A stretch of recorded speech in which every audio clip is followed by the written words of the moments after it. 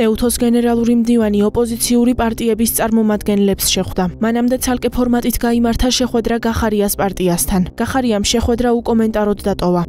ეს იყო რეგიონში რეგულარული ვიზიტი, საქართველოს არის EUTOS წევრი.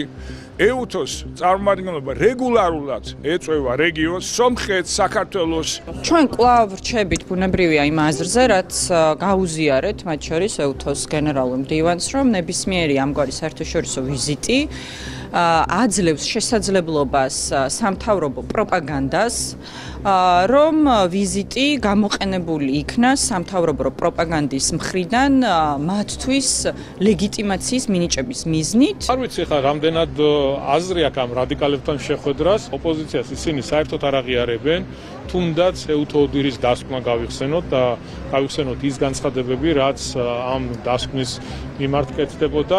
ეს არის რადიკალური დაჯგუფება, კიდევ ერთხელ ხაზი მინდა ამას გაუსვა, რომელთაც თავიანთი ხედვა არ გააჩნიათ. გარედან ეტყვიან, რომ ასე უნდა გააკეთონ, აკეთებენ. როდესაც კოლექტიური მოძრაობა წინა დღეებში პირდაპირ შეურაცხყოფით იყო გამორჩეული გენერალური მდივნის მიმართ და ეხლა ცდილობენ რომ შეხვდნენ და შეცვალეს მათი პოზიცია.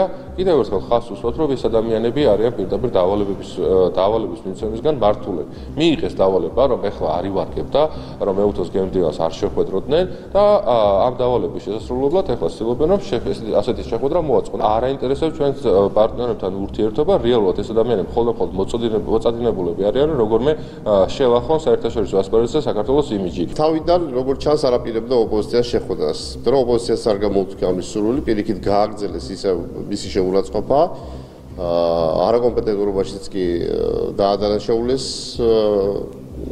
ეს ადამიანი, მაგრამ მე ნახეს ბოლომდე წამგებიანი იყო მათთვის და გარკვეული ნაწილი გამოეყო და გამოხატა მსაუბარ შეხვედრისათვის. თუმცა მათი ნაწილი მაინც აგრძელებს ჩვეულ პოლიტიკას, ბულინგს, შეურაცხყოფას.